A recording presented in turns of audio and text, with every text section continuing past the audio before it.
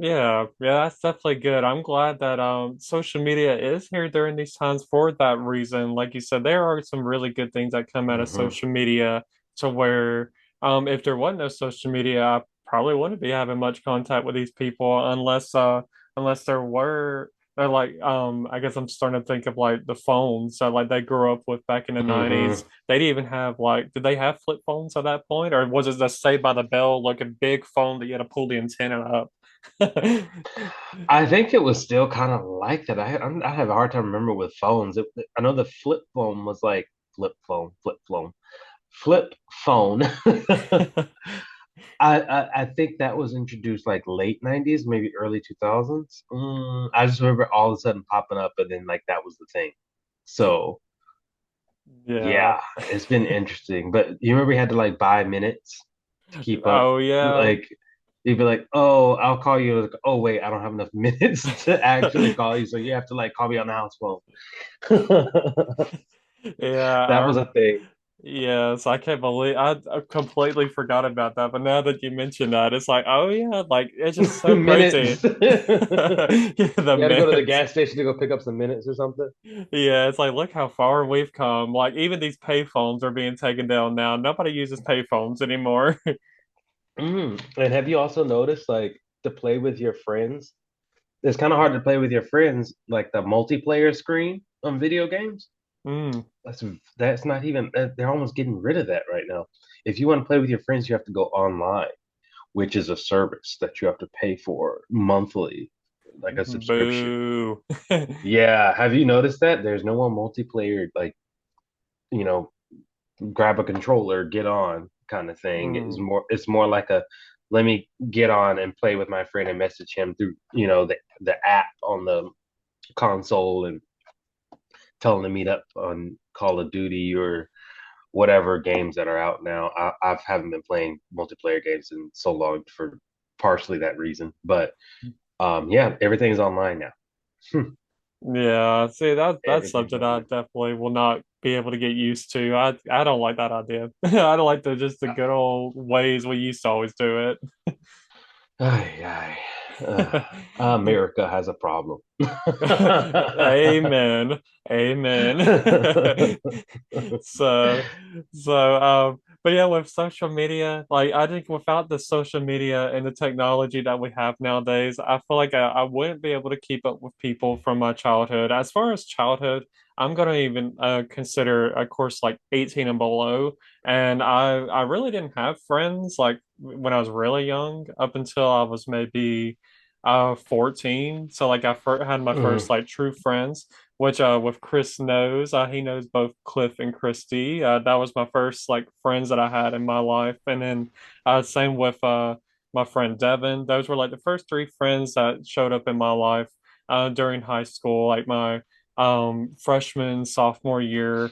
So yeah, I still keep up with them, and then through social media with some of them, but and then also even people that I didn't get to talk to from high school because I was so shy. I've now been able to reconnect with them. Even here on this podcast, I've had some people from Pinson that I didn't really get to talk to much that have been on here. So I think it's definitely been good, like as far as social media and technology. But as far as like any actual like childhood friends from like before 14, I don't really have any, so I guess I can't really answer that. Yeah, yeah. I mean, I had a couple of friends that I used to ride bikes with that they're on Facebook, and so it's crazy to see them too because I remember like learning how to ride a bike with some of those people, and it's just I'm just like wow, wow. I had a Tasmanian Devil bike, by the way, and I never forget it. I never forget it. I will Yeah. never forget it. Yeah, I know with a fun fact about me, I actually never learned how to ride a bike. So to this day, I don't know how to ride a bike. What? What? I That was like know. the thing for me, like going back and I don't know, going back and just having the excitement of going to go ride a bike was just, and I still have it. Excuse me, I still have it, but like, I don't know. I think I need to go ride a bike. I think that'll give me a good, like, that should be my next goal this year is to get a bike and ride bikes again because that was really fun. That was really fun to do. So I don't know. That's got me thinking now. Yeah, yeah, that would be really good to get on a bike and get to riding. I definitely want to learn at some point because back when I was a kid, I was team scooter, like back when the scooters were out. Oh yeah, yeah, yeah, yeah. I got Yeah. one too later on, but then they came. Well, excuse me. Then they came out with like the motorized scooters, and then I Mm. wanted one of those. But I forget how what it was called. I forgot what they called them back then, and now they got those like you know at pay stations here in Tampa where you can like you know pay for a little scooter to ride around downtown and stuff. It's just so weird to see where things have come from since childhood, you know. Yeah, definitely. Yeah, I think the scooter that I had was one of those where you had to like stop the brake, like the brake was on the back and you had to like Oh press yeah, down. Yeah, Razor, there you Razor, go. That's A what it is. ARZR or something like that, or maybe an ARZOR, but I think it was RAZR as in razor, like the way it was spelled was literally razor. Yeah, so yeah, those were definitely the good old days getting to ride that. Back when, like, even when I was a kid, I didn't really go outside much, but when I did go outside, I was on a scooter definitely Mm-hmm. because the hills, like I live kind of like up on a hill and like even my driveway, it's like a big hill like going downwards. So like it was always fun going down that. And then also like the street coming up to my house kind of goes like at a downward like so like getting to ride that during those kid childhood days. So there were times where I probably didn't get stop when I needed to stop to where I almost you had to jump ship basically. You had to stop yourself from falling or like tipping over. But I've definitely had my moments of falling. But yeah, as I did far that as on purpose. I would do that on purpose sometimes, where I just like I was like, let me see if I can make it. And of course, you can imagine I've got a lot of scars. I think I still got a scar on my knee. That was actually from when I was riding a bike. I think I still got a scar on my knee, like from when I fell. Oh yeah, it's like a dark spot now. I mean, you can barely tell, but I'll never forget that crash. I went down a hill that people bet that I couldn't go down. And I said, "Oh, well, bet." So I went down that hill. Of course, I did it by myself. Nobody saw me go down the hill. So the downside of me going down that hill was nobody was there. So the good side was that I felt good after going down the hill. So I mean, I did fall and I did mess my knee up, but I still win, and I still have that win in my head to this day. Yeah, I like that. Yeah, like you showed those people wrong, even though they didn't see it, but you proved them wrong. I proved you wrong. You better know. It's in my heart, okay? It's in my heart. Yeah. So yeah, that would be one good thing with like social media coming into play when you were a kid. You could just record yourself. Look, I did Exactly. it. Exact. True. True. True. Look at me going down this hill that everybody said I need to do, and then the whole camera like just falls, goes flying off into the sky. You see like the sky or something, and then you see the ground. Yeah. Hear me crying. Oh Yeah, definitely. So gosh, yeah. that would definitely be a vine. That would definitely be a vine. Yes. Man, I miss Vine. Oh gosh, that was good stuff. That was good stuff. Rest in peace. R.I.P. Vine. That was TikTok. Yeah, it's things have definitely changed for sure. So Yeah. so yeah, moving on into my next question. So back when we were younger, like and still even to this day, I feel like I even ask my nephews and nieces the same questions. I'll ask them like what do you want to be when you grow up? And they always, give an answer. And then, sometimes it turns out being different. So I guess my Hmm. question would be like when people would ask you when you were a kid, what did you want to be when you grow up? What was your response? A meteorologist. Yeah, you want to be James Spann? Uh-huh. That's exactly what I wanted to be. I wanted to be just like James Spann. um, I actually got it down here in my notes. Meteorologist, a cook, and an astrologist. Like I don't know why, an astrologist, but I got into that for a little bit, and that was uh that was a thing for me just for a little bit, and then it got into like uh ghost hunting after that. But whatever, it seems like I wanted to deal with stuff, dealing with the unknown.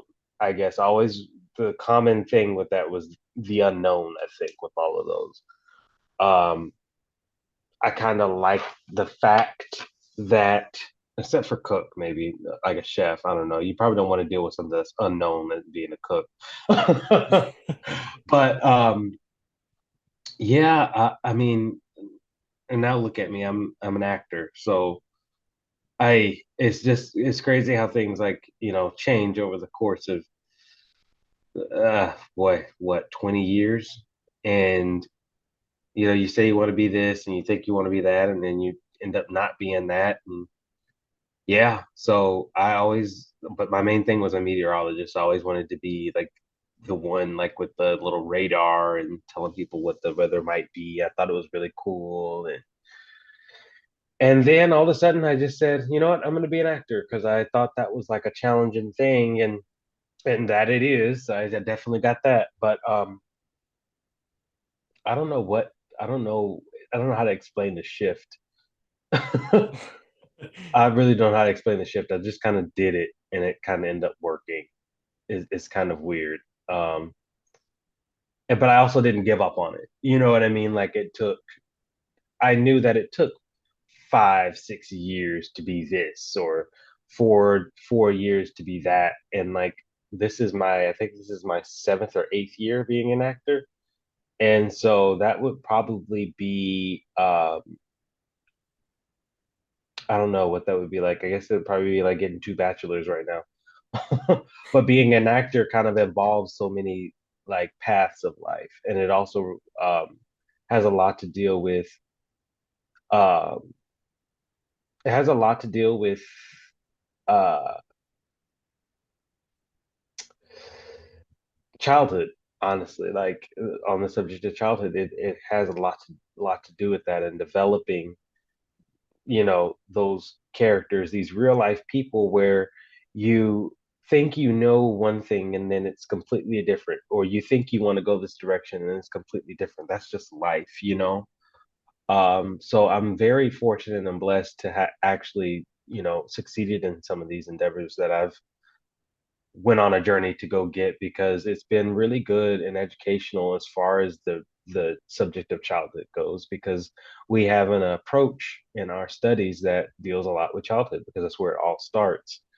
And that's the root of where we go from here. Is people are like going through like 80 years old and they're still working out childhood issues.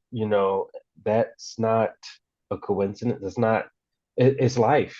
That's just what we do. Like, it's weird, but I this is just something that's been going on since the dawn of time. You think things are going to happen one way and then it ends up coming out in a completely different way. And I think that um it you gain a certain amount of appreciation if you have a certain amount of awareness to what is going on around you and your surroundings and your childhood. I think that you can learn so much from just living and being aware, because with this list of things that I have right here, I mean, I never would have thought, and it's just so crazy. I mean, looking at these list of things, because I'm none of those things.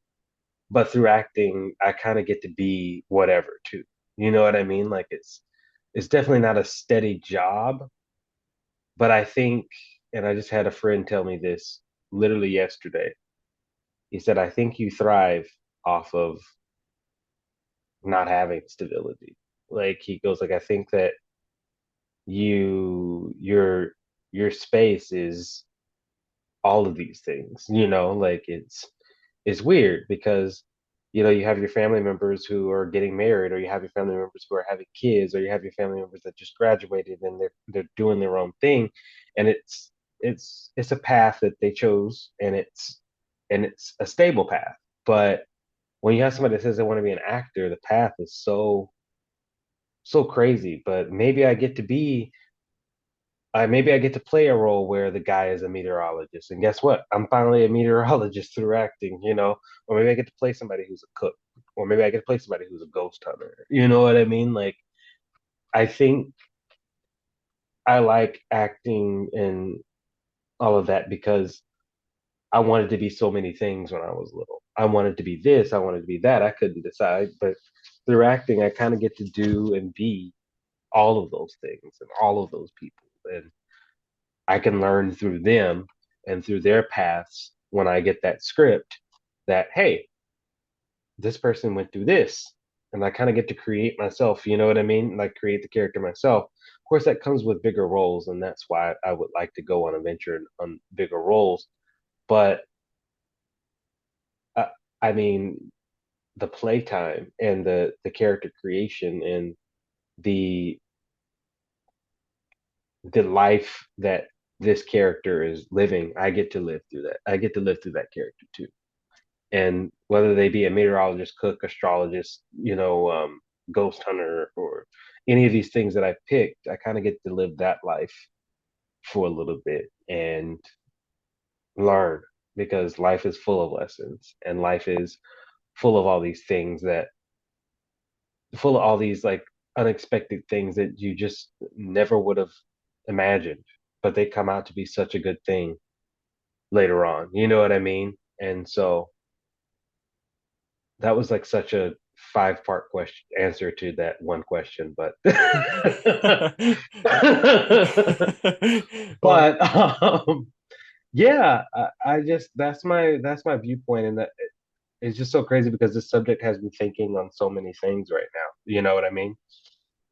It's got this yeah. like stream of consciousness going right now. So Yeah, well, I definitely appreciate this answer. I feel like it was a very like you made some really really good statements and powerful things too that I've heard out of that even like impacted me because like you said some like these things that you wanted to do growing up like being a meteorologist and a ghost hunter, a cook, these things, and then like in the place that you are now, as an actor, you can even live in those, through those, roles for a moment or two, if you get that script and you may see that, that may be happening for you in the future. And I think that's just like a whole like full circle kind of moment. I start thinking about how like awesome that would be for something like that to happen. And, hopefully that will happen because like you said, there's so many changes that we have in life, because like you said you had a shift from those things to wanting to go into acting, like you said, comes with no Mhm. stability really. So and there's that unknown moment of what's going to come next, what role am I going to be playing next, and here 1 year from now you may be in different roles that you didn't expect that you would be in. So i think Mhm.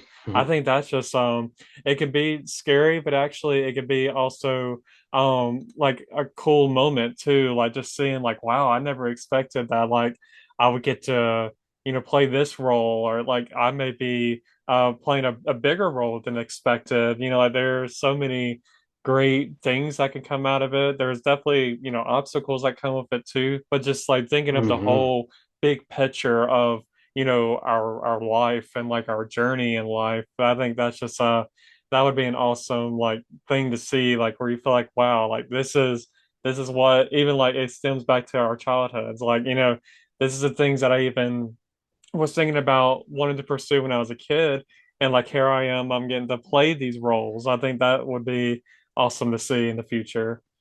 Oh yeah, I would it would be it would be a great service to my childhood self to be all these different things. So I think that's probably why I do what I do. And it's crazy because like, you know, life doesn't end with me being an actor. I can go up and decide and do I want to do something else. You know what I mean? I might be like, hey, I don't want to act anymore. I want to go do something else. I'm feeling something else right now. You know what I mean? And nobody ever told you that you couldn't. You know what I mean? Like nobody ever said you can't be multiple things. Like even if I'm an actor, I don't have to like focus on that. I can go do completely something different if I feel like it. And I think, that's something that we owe to all of our childhood selves is that freedom of expectation. Because when you're young, you're impressionable, and we kind of get these like we kind of get these like, oh, it has to be this or it has to be that when you're growing up. You know what I mean? Like and more so now, thanks social media, more so now than ever because now people feel like they have to be doing this or they have to be doing that. And honestly, nobody ever said in this world that you cannot do that. Maybe people made you feel that way, but that is all a mental construct that we built within ourselves based on our surroundings. And that's you have to be doing this in order to do this, or you have to be doing it this way in order to get it that way. And it's just like, no, you can you can still reach that end point and take a different path. Like you don't have to go the path most traveled to get to the destination. You know what I mean? Because I know, and this is an age old thing too. It's not about the destination; it's about the journey up to that point. And my gosh, I could tell you. I mean, you all can see the results on Facebook or Instagram.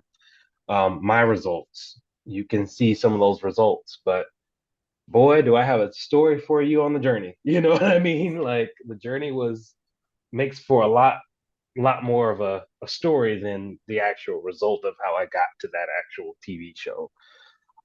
Because it's been a long time coming, and I think that you know I think it's important for us all to just keep our childhood selves speaking, to take care of that child inside of us, because that little kid. Um, that little kid may have lacked some things that you can give to your younger self now that we're all older, we can do more things, and we don't have so much of our parents influencing which way, but and they probably still do, but I think it's just important, while on the subject of childhood, I think it's important, crucial almost, to make sure that we listen to that child inside of us, because that little kid is has so much to offer us and has so much joy to tell us about if we were to nurture that young kid inside of us.